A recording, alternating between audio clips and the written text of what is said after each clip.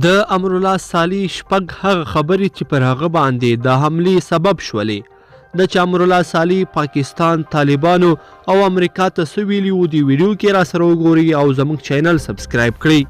درنو لیدونکو السلام علیکم، وخت مو پخیر. پر افغان دښمنانو د صالح صاحب ټکونه. لومړی امرالله صالح امریکا ته وویل چې په وتلو دې نه د پنجشیر سیند وچیږي او نه د هندوکش غر نړیږي. دوهم امرالله صالح پاکستان ته وویل چې پاکستان یو موقتي هیواد دی، یا به نن رنګیږي او یا به سبا.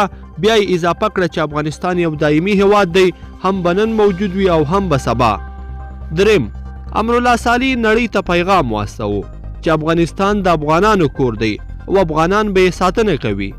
څلورم امرالله صالح معتصبینو، زورواکو، چورواکو، مفسدینو او جاسوسانو ته په واضح الفاظو وویل چې زه نه تاجک یم، نه جمعیتي یم، نه پنجشیری یم، یوازې او یوازې افغان یم.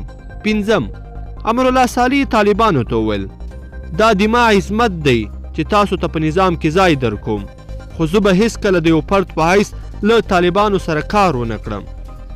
شپږم امرالله صالح د هیواد اصلي بچی دی. څوک چې له هیواد سره مینه کوي ملت به هم ورته په زړه کې ځای لري. پر امرالله صالح حمله په ټول ملت حمله ده. لیدونکو په دې هیله چې دا ویډیو به مو تر پایه را سره لیدلی وي. که مو دغه حقایق خوښ شوي وي دا ویډیو لایک کړئ د سره او چینل ضرور سبسکرایب کړئ. تر بیا ښه وخت، د لوی الله په امان.